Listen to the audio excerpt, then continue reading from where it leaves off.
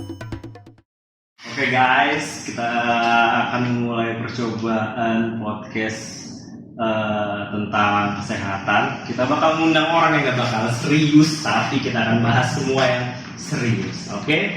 Pada kali ini kita akan mewawancarai seorang ibu bidan, ya.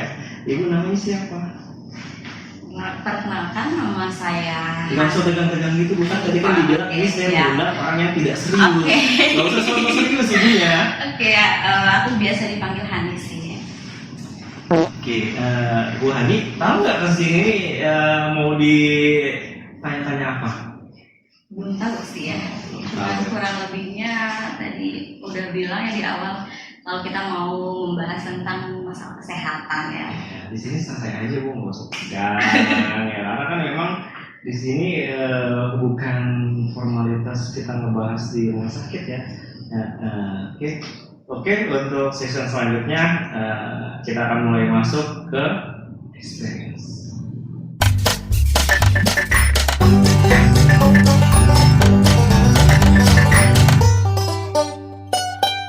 Oke, enaknya dipanggil Mbak apa Bu nih? Apa aja boleh, nama juga boleh. Mbak Hani di sini punya Instagram nggak biar disebutin di sini? Ada. Instagramnya apa ya? Instagram aku @hanijulias HANNG.JULYAS. Halo. Oh guys, kalau pengen tahu semua tentang Mbak Hani ini, oke Mbak Hani, kita ini kan masuk ke chapter experience ya. Kalau boleh tahu sih, selama menjadi bidan itu sudah berapa lama? Kurang lebih 5 tahun. 5 tahun. Nah, dalam waktu 5 tahun itu ada nggak sih pengalaman-pengalaman yang menegangkan, seru ataupun yang menurut kita mengesalkan gitu? Karena kan kalau misalnya gua kan kalau misalnya kerja di rumah sakit atau misalnya di klinik tuh kan ada juga kan kita kesel entah sama siapapun itu ya kan. Tapi ada juga yang menarik, ada juga yang serem gitu kan. Secara kita kan orang atas ya pasti berhubungan lah dengan hal seperti itu kan. Oke, coba Mbak ceritakan kira-kira apa nih yang pernah pengalaman yang menarik?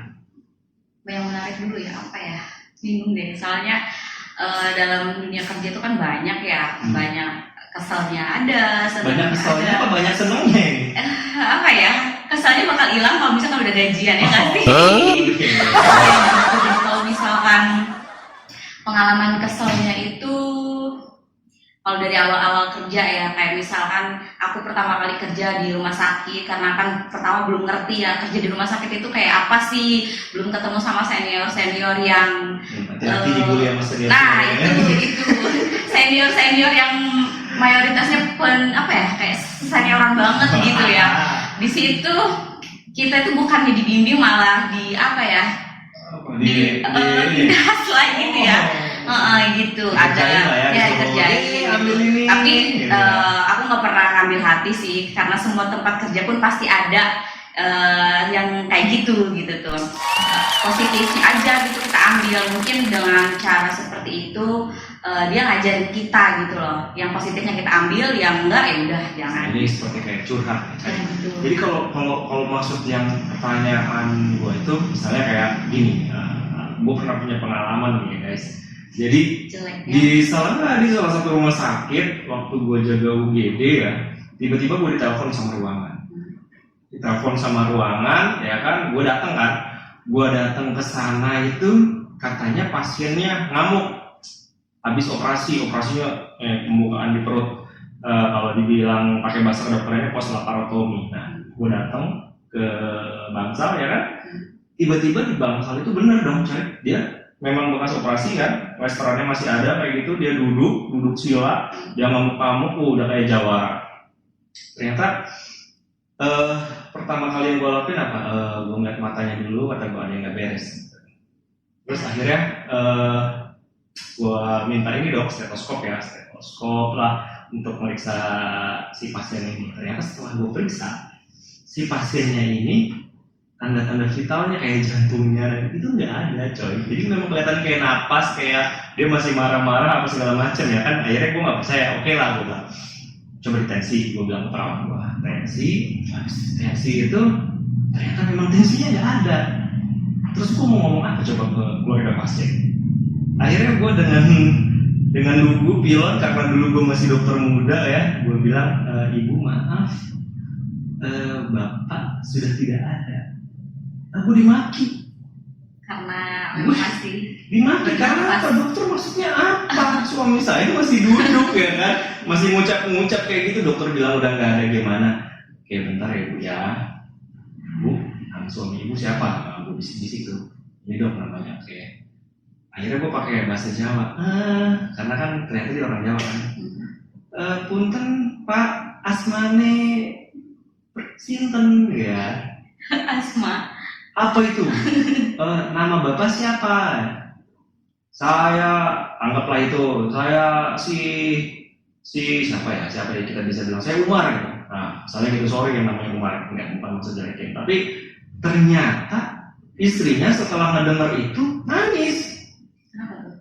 Karena namanya Saipudin. Oh. Jadi yang ada di dalam jasadnya itu bukan suaminya lagi, dan memang setelah ditelusurin itu si pasien memang pada tanda vitalnya sudah nggak ada.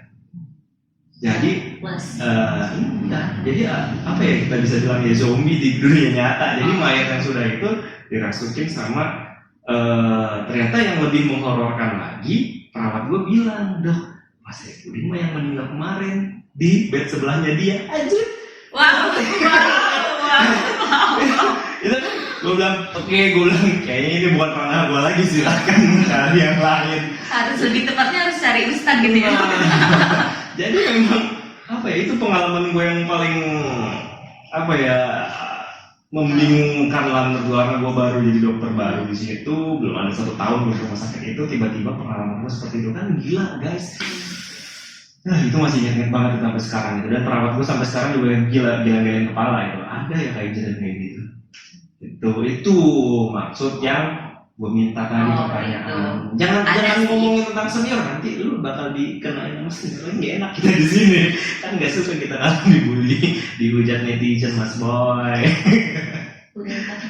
Terus, oke, gimana sekarang? Kira-kira apa nih pengalamannya paling nggak bisa dilupain?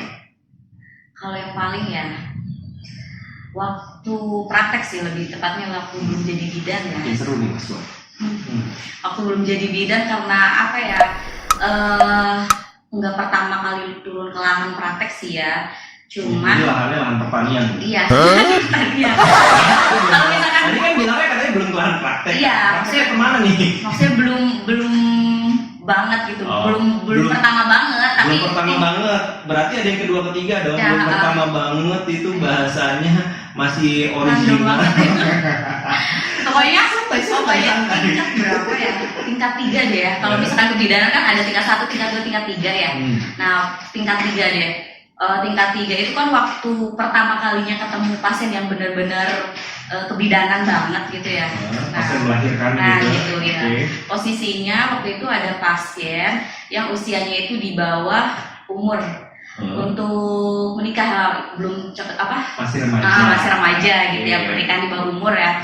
Itu posisinya kan memang bukan orang kota lah, mayoritasnya gitu. Jadi pernikahan usia seperti itu tuh udah biasa gitu. Tapi udah nikah ya? Udah nikah. Itu sekitar umur 15 tahun. 15 tahun kalau nggak salah ya, umurnya itu 15 tahun. Tapi biasa kalau di kalau di sana biasa mungkin ya. Normal lah. Jadi aku juga nggak ngeliat dari awal, maksudnya nggak nggak menelusuri. Dari awal karena pas waktu masuk dinas itu udah pasiennya emang udah masuk sekarat. Dibilang sekarat kayaknya hampir deh. Iya, jadi dia itu ibu habis melahirkan dengan keadaan tensi yang tinggi dong, ya tinggi banget. Preeklamsi. Apa udah kejang? Kalau kejang kan kejang. Dia mungkin bisa dibilang kejang, tapi saking lemes, nggak ada tenaga, nggak ada energi, dia udah nggak kelihatan itunya. Dan posisinya dia emang badannya besar ya, walaupun umurnya 15 tahun, badannya besar, jadi nggak kelihatan remaja loh. Gitu. Badannya udah kuning, badannya udah kuning. Kuning, udah pucat banget. Dan itu menurut aku tuh pengalaman yang luar biasa gitu. Nah dia setelah melahirkan bayinya meninggal. Nggak lama dari melahirkan itu ibunya pun meninggal. Itu kasus pertama gitu. Itu menurut aku luar biasa karena dia masih sadar gitu loh, masih sadar waktu aku observasi ya dok ya. Tapi di observasi itu udah TTV-nya udah jelek banget, nadinya udah rendah banget. Jadi TTV itu tanda-tanda vital, ya itu tanda-tanda vitalnya udah jelek banget. Posisinya di situ dokternya lagi nggak standby. Dan aku mahasiswa di situ, aku bingung mau ngapain gitu. Sedangkan senior-senior lain, ya senior-senior lain, senior-senior yang lain lagi sibuk. Ada pasien yang lain juga gitu. Jadi ya memang seperti itu sih ya. Berarti ini pasiennya meninggal ya? Ya meninggal. Jadi suaminya sedih banget dong. Pasti karena dulu istri juga masih muda baru nikah punya anak dan meninggal dong. Tapi memang seperti itu. Dunia kesehatan seperti kita ini memang harus menyiapkan mental seperti itu. Karena ya sama. Waktu pas pertama kali gue koas juga tiba-tiba ngadepin pasien gue lulus gitu kan meninggal ya broken juga hati kayak broken terus gak bisa tidur malaman. Gue nih apa sih nothing, gue tuh nggak bisa ngapa-ngapain gitu. Jadi rasa hati itu memang lu tuh nggak berguna gitu kan. Tapi ada sih rasa kayak gitu. Kita tetap go on lah, kita harus maju terus ya. Tapi ya memang ya kalau gue bilang sih benar kata dosen gue dulu ya, kalau namanya pengalaman itu memang guru terbaik. Tapi sebisa mungkin lu belajar dari pengalaman orang lain aja. Karena pengalaman guru kalau kita jalanin ya sakit kan. Oke. Terus mungkin kita selesaikan dulu di experience, kita akan masuk lagi ke sesi tanya jawab soal kesehatan. Stay tune guys.